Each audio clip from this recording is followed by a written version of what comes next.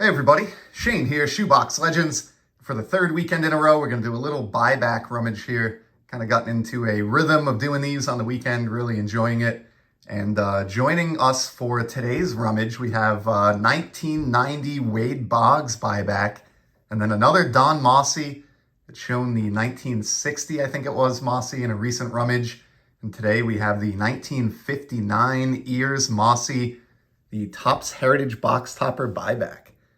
Gloriously off-center, as off-centered as Mossy's ears are large. And they're going to accompany us today, as usual, as we dive into the random box of buybacks from Column C. We start with a Tommy Harper. Looking very, very pleased on the 65 design with those great pennants. Got the Runnin' Redlegs or Mr. Redlegs logo. Love that. Just a classic looking card right there.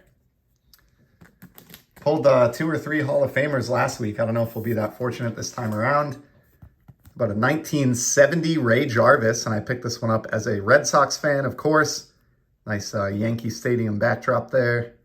And like the first card that we saw, this is the Heritage Box Topper buyback, in this case from 2019. So a couple straight buybacks from the Box Topper program to start us off. And how about a Senators card from 71 Topps, Joe Grisenda. Pitcher, not familiar with him, I'll be honest. This is a Topps original buyback from 2015. And as a spoiler, I have a monster Topps original buyback coming to the channel soon.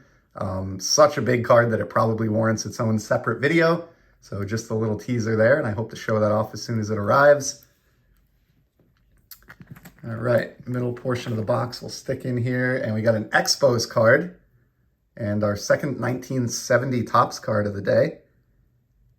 Dan McGinn looks a little bit sleepy here. Not very excited to be on a baseball card, but I do love that Expos uniform. And a cool MLB shoulder patch there that I can make out at least half of anyway. So nice one there. All 60s and 70s to start us off. We're going to stay in the 70s next with Kevin Coble for the Milwaukee Brewers. Very colorful 75 Topps release. Card number 337. And again, as I always say, all of these will be evaluated to see if they fill an open spot or bump a card out of my Frankenset, my buyback Frankenset. And here we go. We finally get a Hall of Famer, a few cards in. Red Schoendienst. So for the St. Louis Cardinals on the 66 Topps design, pretty off-centered, but you can't be worried about condition with these. Who knows how many of these Topps bought back and stamped and included as box toppers. You know, in that 2015, this would have been Topps Heritage release. So nice manager card there. Great stuff. And being a Hall of Famer, we'll put him up in the background for now next to Mossy. All right, next up, we got a Bob DeLiba, pitcher for the Red Sox. And this is the 2014 Topps buyback program. You can recognize those by the 75th anniversary stamp. The stamps actually come in different sizes. This is one of the larger ones that you'll see. But nice card there. I don't really like capless players. And so the only reason I bought this card is because I bought it at a time when I was a Red Sox team collector, but not a fan of guys without hats on. I understand why they did it. I get, you know, the reason the practice came about, but just not a fan of the cards. And almost to taunt me on that front, next out of the box is a capless Hal Narragon for the Minnesota Twins. That is just not a flattering baseball card. No cap, no logo to be seen anywhere. I mean, this could just be a fan in a gray t-shirt, you know, attending a baseball game, for all you can really tell by the front of the card there. But nonetheless, a 61 buyback, so an older buyback card at least. They're not all going to be absolute winners coming out of the box here. Here's a cool one, though. I did a countdown recently on my favorite 1972 Topps design cards in my collection, and I just love this set. And so this is a nice Dave Cash here, that blue sky. I mentioned this when I showed the Killebrew card in that episode, which had a similar sky, but the blue in the background and the blue in the background on the photo kind of almost blend together here, and it kind of gives the card a really nice look. Big fan of this set. I would buy any 1972 buyback that I don't already have if I could find it for, you know, $1 or less, just because I really love that release. Let's check the left portion of the box. We haven't really been over there. And this is a pretty old buyback. You don't get a lot of 1950s buyback cards. And the reason is, up through 1956, Topps was doing the larger size cards. So they can't really issue those as inserts in a modern pack because they don't fit. And so really the oldest buyback that you'll find is 1957. So that really only gives you 3 years out of the 50s that you could locate at least one of these stamped pack issued flagship, Topps buybacks. You only get 3 years out of the 50s. So 59, Billy Odell, pitcher for the Orioles. And this card has seen a lot of wear, particularly the surface. Like, I don't know what is all over the front of this. I wish these cards could tell their stories, but that's just going to have to remain a mystery. But always nice to see a card that old in the buyback box regardless. Let's go back to the middle section here.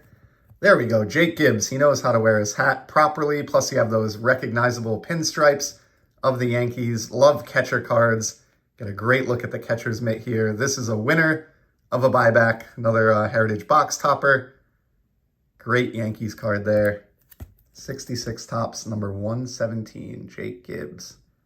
And I did not know that, but he was a quarterback at the University of Mississippi. So there you go. Dual sport sensation, Jake Gibbs.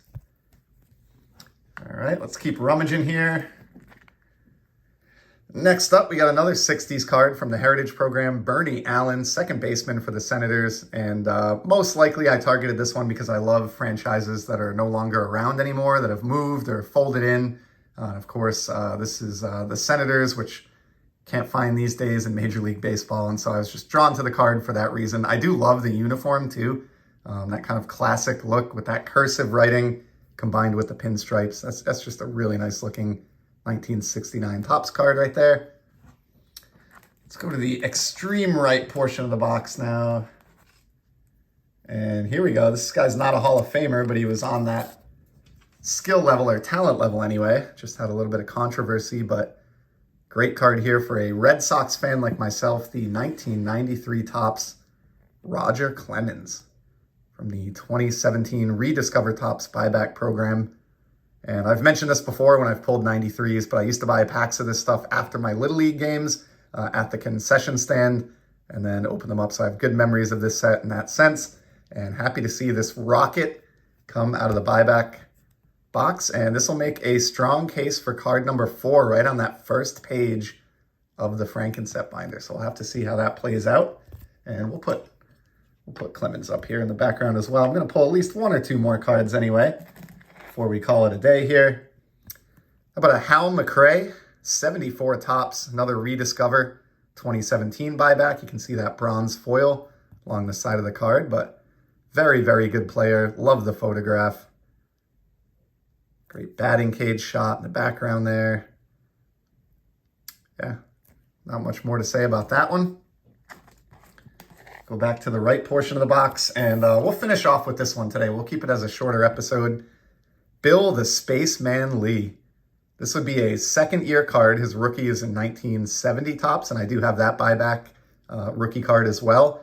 But a second-year card here of the man with one of the most interesting personalities in baseball history. Just really, really fun guy.